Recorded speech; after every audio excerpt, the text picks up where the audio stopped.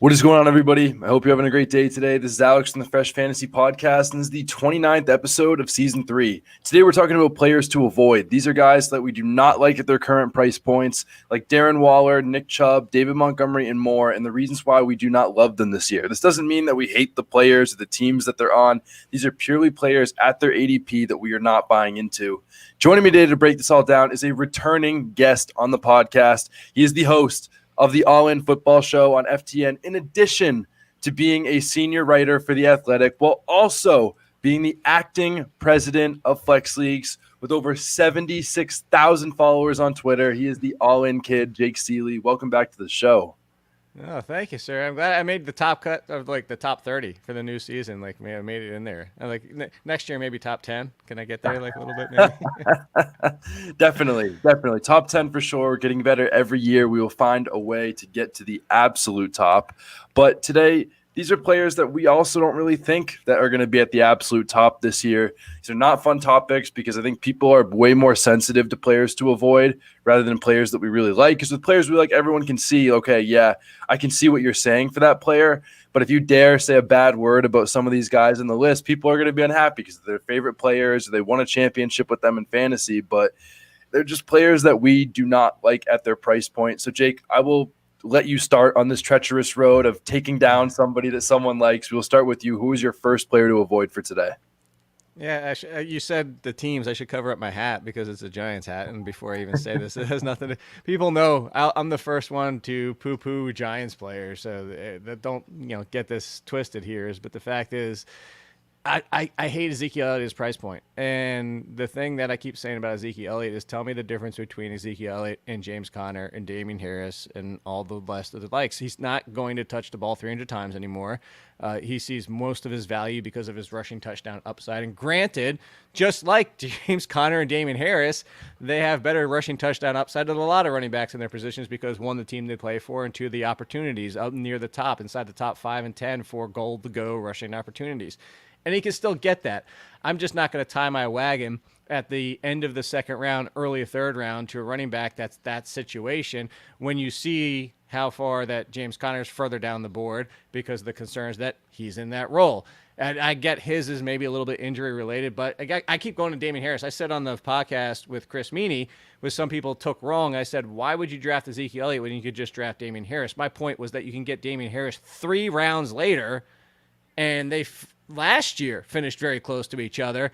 And what's the likelihood that it happens again this year? I think it's very plausible, especially because, as much as the fantasy community overrates Tony Pollard, let's be real about who Tony Pollard is, he's still a really good second piece. And I could see them moving away from Zeke getting as much of his work and getting a little bit more of a balance, not necessarily Green Bay Packers level, but that's the risk. And that's the risk is if they do that, or he only rushes for 6 rushing touchdowns this year, all of a sudden that second, third round turn pick becomes a 5th round pick. He kind of falls into that RB dead zone that people hate. I don't, as you said at the top, I don't dislike Zeke. I'll still draft Zeke. I just don't want him as anything more than my RB2 if I already have some wide receivers on my team, and I just don't want him where he's going. Like 4th, 5th round, sure, just not at the 2-3 turn. Yeah. I think I was buying him a lot more during this offseason when he was going more at the late 3rd, early 4th. I think I'm okay with that price. Obviously there's a big price difference between him and Damian Harris, but Zeke's had at least 47 catches each of the last 4 years, where Damian Harris averaging 1 catch a game, but their price points are drastically different. Damian Harris is not going at the 2-3 turn. So I don't hate Zeke at his price because, he doesn't miss games. He's still getting paid so much, and unfortunately, it seems like the politics come into play where that Tony Pollard's not seeing the field more. Where I'm not saying that Tony Pollard is the greatest thing ever, like other people make him out to be, but I think because of team politics, that's why the Pollard isn't getting more carries than Zeke, at least at minimum, because of how much he's being paid. But my first guy that I'm avoiding, and maybe this is unfair, and I know that people are not going to be happy about this, but it's Davante Adams for me. And again, Davante Adams is probably still going to finish as a top 10 wide receiver in the league this year. I'm not arguing that he's a bad player, that he's going to fall off. He's the most talented player in the NFL, but he doesn't have that otherworldly connection with Rodgers that I think is the best quarterback wide receiver connection we've seen over the last decade plus. No other Packer has had more than 70 targets in a season the last 3 years. And Darren Waller and Hunter Renfrow, who he's now competing with, had 220 targets last year combined, with Darren Waller missing 6 games. So he's seeing a lot more target competition with there. It's a new offense. I get it. He played with Derek Carr, but that was in 2013. It's been a little bit of time since then. So again, I love Adams, but I think his volume is destined to go down at least a little bit in terms of where they're playing. Maybe this team throws the ball more, but I just don't really like him right now where he's going at like pick 10 or 11. Are you still buying him at that price? Am I being a little too stingy about it? I think there's too many questions for me. Yeah, so not there. So I'm buying him at wide receiver because I still have him as a top 5. Actually, on the Athletic podcast, I pointed out the fact that the difference between Aaron Rodgers and Derek Carr for red zone targets and how reliant Davante Adams is. You just mentioned it, like huge upside for there because of that connection he had with Rodgers. It was about 1-ish per game fewer red zone targets thrown by Derek Carr. So sure, over the course of an entire season, 17. If they all went to Davante Adams versus not any of them going to Davante Adams with the Raiders, that would be a significant concern. But I think moving him down to like the 5th wide receiver accounts for half of those maybe not going his way.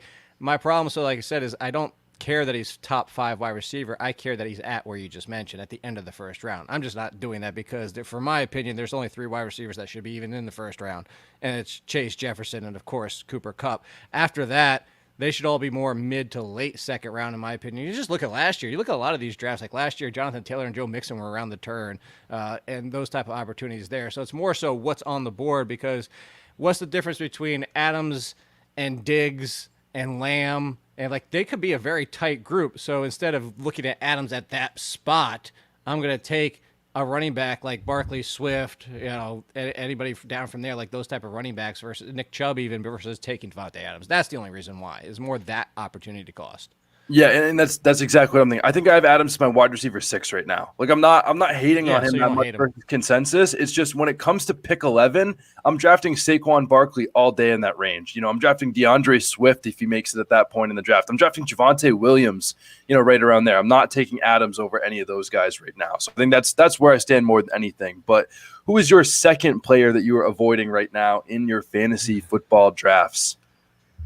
So the Raiders fans are going to be coming for us here because second one, and I know it's Darren Waller. But I just talked about this on yesterday's Athletic podcast. Everybody wants to go out there. We were debating this situation. It's just Darren Waller comes down to is I think I talked about it. No, wait, on the All in Football podcast. I was with Lauren. Too many podcasts, as you can tell. Darren Waller comes down to the fact, like, I love Darren Waller, but I also love Darren Waller where he's the number 1/2 at worst. And the fact is, you can talk about more man coverage versus zone coverage, and then he gets open more, and depending on the like, Adams should open things up for him. And let's even go with that argument, which I hate that argument in general because it's such a crutch. You can spin it either way. You know this, Alex. It's like you can say, well, you bring in a super talent like Adams, it should open up more things. And then you have the complete opposite where people like, you bring in Adams, like, where are the targets going to go? So you could play both sides of it for your argument. So I'm going to say, let's even take the positive and say it opens things up for Darren Waller. Let's say that happens. Why is everybody forgetting about Hunter Renfrow like he isn't a thing? Like he doesn't have a great rapport with Derek Carr. Like Hunter Renfrow is just going to fall by the wayside and not exist on this team anymore. So I see Waller, and I don't hate him. He's still inside my top 6 of tight ends, but I have Dalton Schultz 1 spot in front of him. And where he's going in drafts is my biggest issue. Like it's not even if you want to argue Schultz versus Waller all day long, I won't even argue much with you if you want to take Waller. It's where Waller's going. I'm not going to spend a top 4 or 5 round pick on Darren Waller with everything I just said. He's battling to be the number 2, and I don't even know if he is now the number 2 when you say Adams, Renfrow, and Waller. Could he still be? Sure, but I'm not going to buy that potential up. So you're basically buying that he's going to step back in front of Hunter Renfrow this year.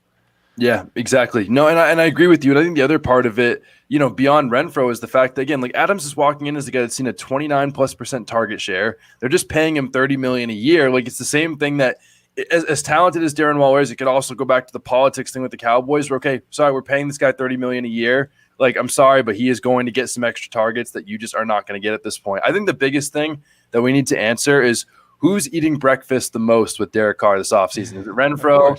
Is it Adams? Is it Waller? That'll solve it. But Waller was going at like the same place last year in ADP. He was going around the 4-5 turn, right around there. No discount. Yeah, you're not getting any discount when you add in Devontae Adams. So I'm with you completely on the Waller pick. My next player is probably the most talented runner in the NFL, but is just completely capped in the fantasy football world, and it's Nick Chubb. Like, I know that, there's someone in here that's won a league with Nick Chubb, but Nick Chubb is not someone, in the second round that is going to win you your fantasy football league. His best finish in PPR is the running back 8.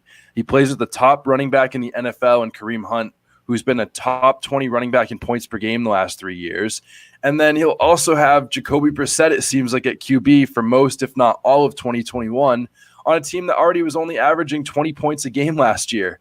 Like I love Nick Chubb, but when he's playing with the top backup in the NFL who has actually been getting his carries and his touches every game, they're never going to let Nick Chubb loose, because even in the games Hunt has missed, they're still playing Dearness Johnson or some of these other guys in these games. Like, I love Nick Chubb, but I just don't think that they're going to give him that top 5 type ceiling workload. And for that reason, if I'm drafting a guy in the second round and he can't finish top 5, I don't think I'm going to draft him. So do you think that there is a chance that he can finish top 5? Are you buying him at his price, or do you think that, we might be onto something here? No, so your first question, that's the answer here, is like, no, we've seen the best of Nick Chubb. Nick Chubb is just not going to be used that much in the passing game. And you mentioned another concern of mine. It's like, if Deshaun Watson was at quarterback the entire year, maybe he gets there, but because of touchdowns, like maybe because we're just talking about Zeke, like maybe he gets 12 rushing touchdowns because the offense is better. Maybe. But it's going to have to come in that department, because we've already, for all intents and purposes, we've seen peak Chubb, and the problem with Chubb is it's not the downside at all, because there's almost zero downside. He's one of the safest first picks in the first 2 rounds, so I have no problem with Nick Chubb. It's like you said, like right behind him, when you look at upside, like if you want to play Nick Chubb in the mid-late second, as you pair him with like a risk of, Christian McCaffrey falls to the 5th, 6th pick, and you pair him with Nick Chubb so you get that balance or something like that, I have no problem. But if you're looking right behind him, you're kind of mentioned where I'm focused, depending on how I started my draft, is now after my first pick, who likely isn't going to be bust potential unless you say Christian McCaffrey for injury purposes, but you start your first pick with Joe Mixon or Najee Harris or somebody like that, Derrick Henry, whatever. Now I want somebody who could potentially finish top 5 with him. That's the biggest thing. You just said top 5. So I'll be looking more at a DeAndre Swift. Take the chance that Alvin Kamara can bounce back, but is also not suspended. Saquon Barkley bounces back. Cam Akers. I love some Cam Akers. And it's not that on any of those might finish in front of Nick Chubb.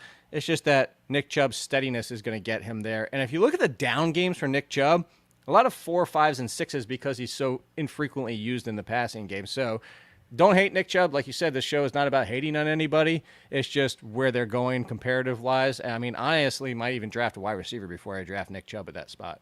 Yep, I agree. I'd probably do the exact same thing. And again, like Nick Chubb's not a terrible pick. And I think you're right, in a team building thing where if you're building, like if you have a lot of strong wide receivers, you have Christian McCaffrey, and you're like, okay, I just need a running back 2 that is going to get me at least 10 points like every single week and be consistent. Sure, Nick Chubb's your guy. But I think for most leagues and not, if you're playing in it with 12 people and you don't want to be last and you want to win the league, Nick Chubb's probably not the guy that's going to lead you to the title more times than not. But that is that. We'll stick with running backs, and we'll go back to you. Who is your third player that you were avoiding right now in your fantasy football drafts? Yeah, so this one's interesting to me. I don't really get this one. So 15th last year in points per game, 20th overall at running back because he missed time.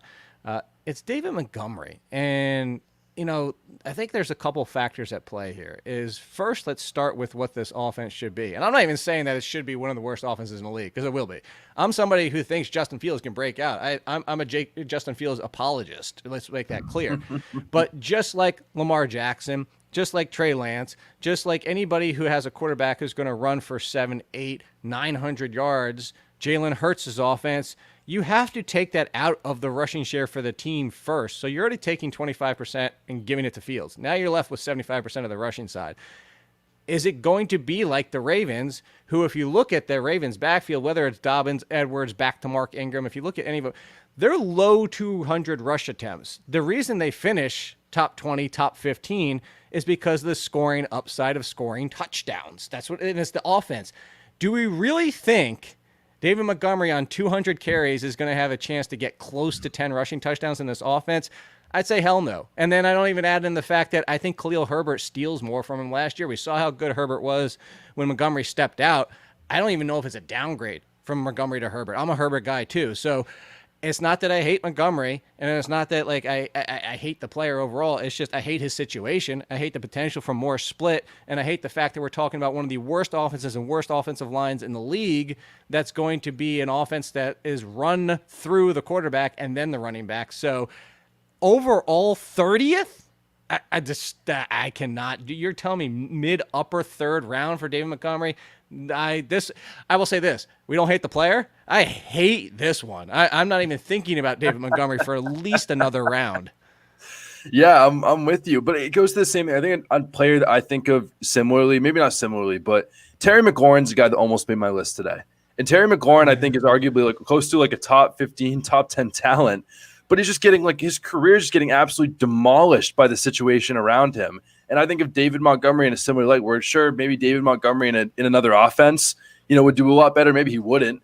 But just like again, the team that he's on, the offense that he's on, and this defense still isn't that great. Like it's the same thing with Nick Chubb. Like people they're going to run the ball more because Jacoby Brissett's quarterback. Well, you can't run the ball more if your team's not scoring points and you're down in every game. So I don't trust this Bears offense. I think he's going to be facing a lot of stacked boxes, when Cole Kmet and maybe N'Keal Harry is going to be the number 3 option in this offense. So David Montgomery, I'm with you 100%. He's not someone I'm on. My next guy that I'm on is not someone that I hate as a player. I just don't like where he's going right now with so many questions. Well, the more questions that I have to ask when I'm drafting a guy, like around in the first 3 rounds, the less I want him. And my guy's Deebo Samuel right now. And for one, if the contract situation gets solved tomorrow and, they're like Jimmy Garoppolo is going to be the quarterback, then I probably won't feel so sour on Deebo at his price right now. And I love Trey Lance. Like Trey Lance might be my flag plant this year. He'll be one of my guys. But Deebo Samuel has a murky contract situation. He's going to be playing with a new starting QB. We don't even know what position he's going to play or if he can keep up his insane efficiency. I mean, like last year, and this is not like a bad stat on Deebo, but he was 21st in targets, 21st in receptions, 41st in routes run, but he had 8 rushing touchdowns on 59 carries. And like that's great that he was able to finish so highly while on these things, and he could easily make a big jump. But when he has this like all over the place of we don't know where he's going to play, we don't know how he fits in with this new quarterback, we don't even know if he's going to play for the 49ers or if he's going to even hold out with his contract. You have that many questions and he's still going as a top 10 wide receiver right now. Like, no. Like, again, if Deebo Samuel, all of us get solved tomorrow, again, top 10, I understand. If you want him top 5, go ahead. But right now, with all those questions and he's still top 10, I just can't be doing it. Am I asking too many questions? Do you think this all gets resolved, or do you think that it's fair to be avoiding him right now? No, I have legitimate concerns about Deebo. I have more confidence in the fact that he's going to be the guy, though, versus Brandon Ayuk. Not only because of these reports right now about Brandon Ayuk. Like, we went through this last year with Brandon Ayuk, and then halfway through the season, he was back to being what we expected of his talent. But it really comes down to stylistically, I think Deebo, although they have a lot of similarities, I think Deebo slightly better fit, a slightly better intermediate game, in my opinion, a little bit better at getting open quicker. Ayuk is on his heels in all these areas. I just think Deebo's a little bit better. And what it comes down to is it's Deebo, Kittle, and Ayuk. And I keep saying this all off season, is we saw very few games of them playing all 3 together. And that was with Jimmy Garoppolo. So assuming he's even Trey Lance's first guy, similar to like a Josh Allen, who I keep bringing up as a nice comparison for Trey Lance with the similar concerns coming out of college, is you want somebody who gets open quickly and like a Stephon Diggs, and who could be that? It could be Deebo. But that all being said, is if you look at Josh Allen's second season, not even first, second season, let's even say Trey Lance is that second season, and I'm kind of planting the seeds for something we're going to say later too by referencing Josh Allen's second season of just 3,000 yards. What was it? 20? I got to look off the top of my head. It was 20. Yeah, 3,089 yards and 20 touchdowns in his second season for Josh Allen. If that's Trey Lance, then it's going to be Kittle and Deebo most likely. But even if it's focused down to those two who see 50% of the target share, that's still not that much for them to go through here. So he needs that rushing upside of what he had late last year, but with the passing that he was getting to be a top 10 overall pick. Don't hate him as a wide receiver 8th, 9th, 10th off the board, But yeah, where he's going overall is just still, I think they're baking in a little too much of what we saw late last year. Exactly. And again, if it gets solved tomorrow, then I might feel differently. But again, the only other thing I didn't mention that you highlighted is, again, he's still competing with two really good players. You know what I mean? It's not like he's the unquestioned number one waiting to have a holdout situation. Like he's the number one playing with like a top 3 tight end in the NFL and someone in Brandon Ayuk that is extremely talented and should only be better going into his 3rd year now. So again, just so many questions for a guy that is going as the wide receiver 10 right now. And again, I don't hate the player. I love watching Debo. I want him to succeed. Just because I don't want him in my fantasy football team doesn't mean I hate him. So that is what it is. We each have one player left on our list today. Jake, you are the guest. We will start with you. Who is your final player to avoid for this one? This one is a shocker for me. I'm very curious to hear this case. Well, it's more so for me is the shocker of where he's going. Yeah. Marquise Brown, I'm looking right now, wide receiver 22, 23, depending. He's like right around there. Top 60, 61 technically if you get, again, depending, he's like right in that range. But you're talking about end of the 5th round, beginning of the 6th round, and more so the wide receivers alone.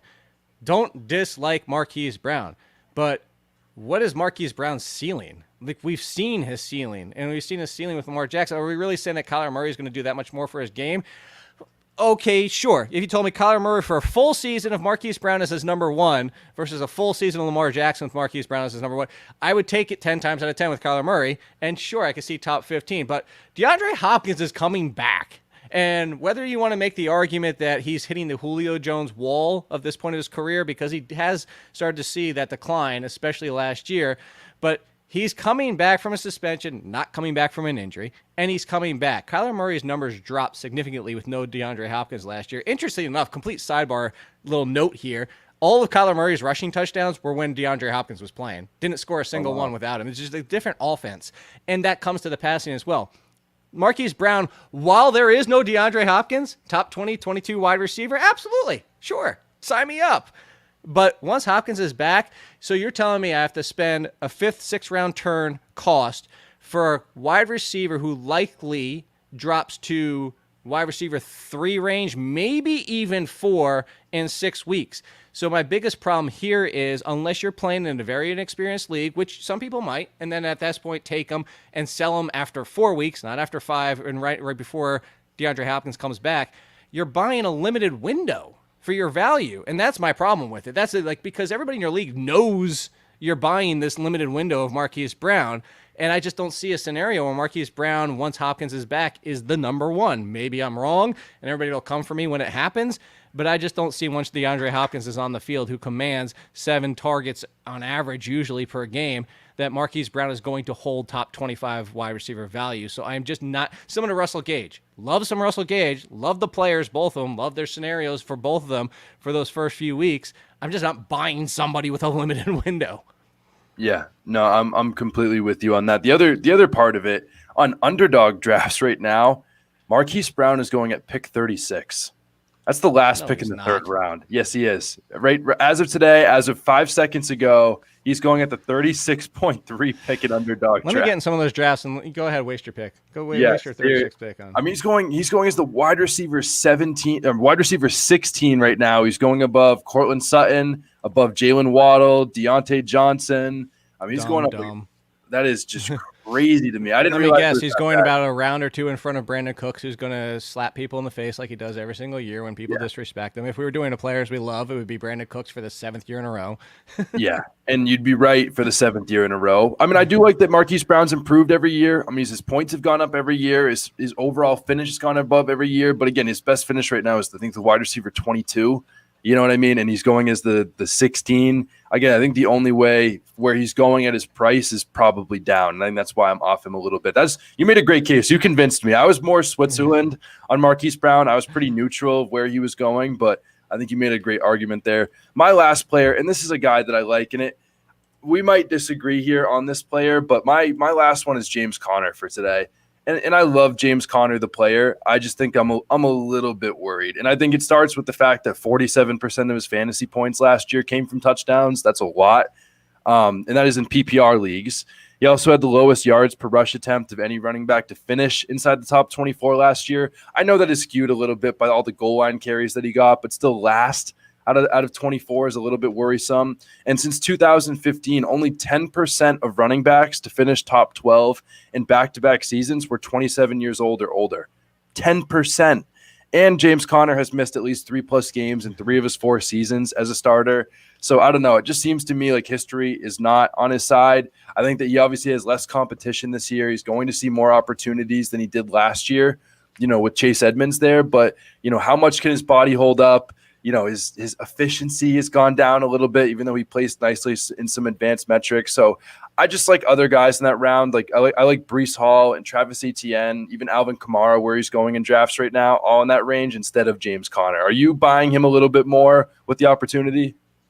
Yeah, so we are disagreeing a little bit, but I'm going to disagree and agree at the same time. So I disagree running back wise, just because I just mentioned the Ezekiel Elliott before and the fact that he's in that range. And if you look at that backfield, whether it's Williams, I think Williams is more the backup situation if something were to happen to Connor. And you're right, the injury risk given his career, lots of injuries throughout his career. But I think Williams is the option if something were to happen to him. I do think Benjamin, or potentially even Keontae Ingram. I think Ingram could get past Benjamin pretty quickly, if not being the pass catching option. They did use Connor quite a bit without DeAndre Hopkins. But again, I go back to that without DeAndre Hopkins. And Connor saw some work late last year as Chase Edmonds fell off too. But there is a limited touch. I think at best you're probably thinking if he plays all 17 games, more rushing than receiving, but some enough to get into that 270, 280 range touch. You're relying on health. I love his rushing touchdown upside. So this is all the reasons why I like James Conner, and this is why I like him as a mid RB2, which is where he's going. So that's where I'll disagree with you. Where I agree with you is now the opportunity cost of who's going around him. And this is where I will switch. Everybody knows I love to get running backs in the first 3 rounds, usually 2 if possible, at all reasonable possible. But if I already have one and I already went wide receiver, I'd still lean to wide receiver because Deontay Johnson, Jalen Waddle, Michael Pittman, you mentioned like all those guys, all those wide receivers just in front of them is T. Higgins. Like I'm taking a wide receiver, those wide receivers over James Conner, and then coming back for a running back similar to Conner, like an Elijah Mitchell or the guys we talked about, Antonio Gibson, stuff like. So it's more so the fact that there's running backs like Conner in round 4, and those wide receivers are just too good to pass up. So I'll agree with you in that fashion. Yeah, it goes both ways there. And again, like James Conner is not a bad pick. There's other guys that are going around him that I would prefer. Again, we're not hating for the last time on the show. We're not hating on any of these guys. We just don't want them with the guys that are going around them and the price that they are going at. It is that simple. But those are our players to avoid. We do have one final question before we go. Jake, the floor is yours. Who is your 2022 flag plant, the player that you believe in more than anyone else for this upcoming season? I am definitely on an island with this one because I haven't seen anybody have him this high. Jalen Hurts is the QB3 this year for me, only behind 2 guys. Josh Allen, I teased it before. There's a reason. We're going to go to Josh Allen here in a second. But on top of Josh Allen is Lamar Jackson. And he's right. So he's 3rd behind Lamar Jackson. And both these names become relevant because I referenced the Josh Allen passing numbers. If you take those Josh Allen passing numbers and add Jalen Hurts rushing numbers, real quick, Josh Allen 2019 with those passing numbers, with his rushing, which was only 500, and I think it was 7 or 8 rushing touchdowns, he was QB7 that year.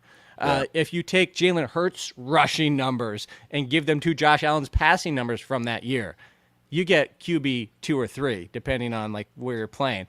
I brought up Lamar Jackson because a few years ago in his MVP season, like where everybody's like, and I'm not saying this to backpat myself, I'm saying like I made the mistake of questioning my own projections. I did my projections that year, and Lamar Jackson came in at number 2. And I was like, whoa, that feels really aggressive. Let me tick him down a little bit in the rushing department. Like maybe he's a little like I became more conservative. Wrong call because he obviously finished number 1 that year. Jalen Hurts checked in at number 2. I pushed him down 1 spot just because I'll still take Lamar Jackson over him. But it comes down to when you run that much, all you have to do is be a mediocre, honestly, a poor passer in fantasy to finish as a top 5 quarterback because Jalen Hurts last year was already a QB1, and in points per game was already even higher than that. He was 5, 6, 7, depending on your league. Good completion percentage. He's going to run. And what was he dealing with last year? Devontae Smith is his number 1. Questionable wide receivers as Jalen Reagor lost his job to Quez Watkins.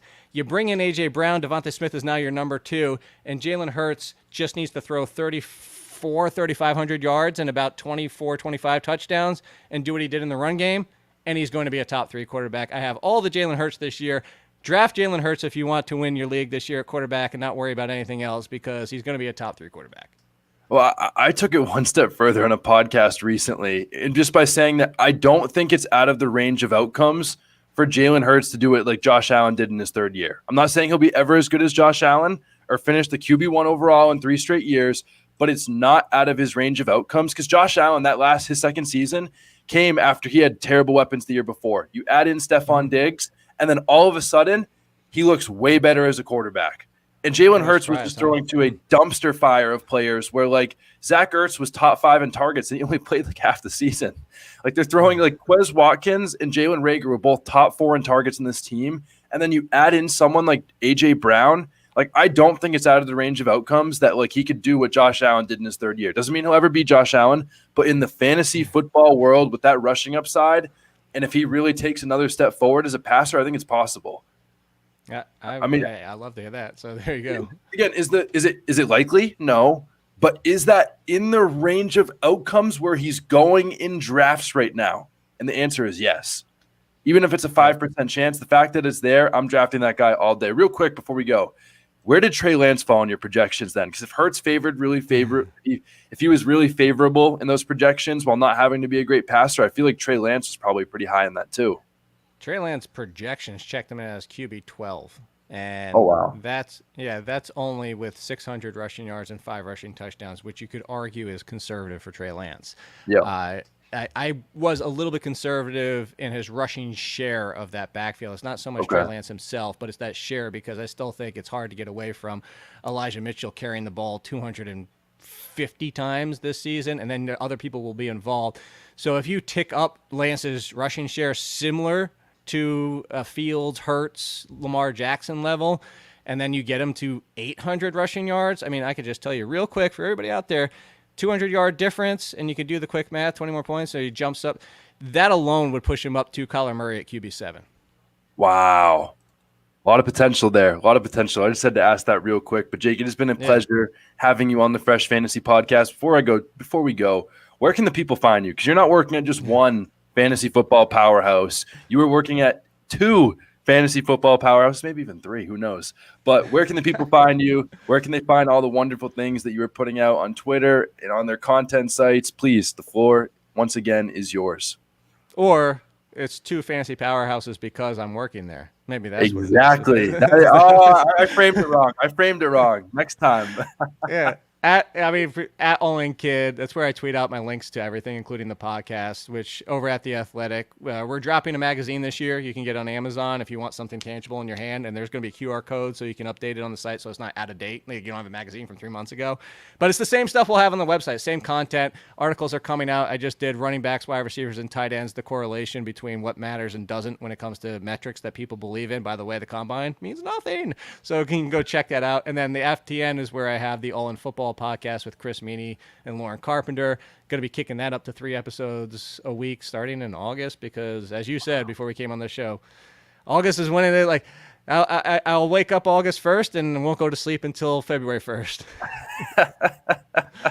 Exactly. No, I totally feel you, but those are the best times of year. I can't wait for training camp hype and all the things that are going to feed whatever narratives that I'm believing right now. But I couldn't be more excited, and I couldn't be more excited to have you on the show today. But real quick for the people, you don't already know, at the end of July, we are doing a NFL jersey giveaway.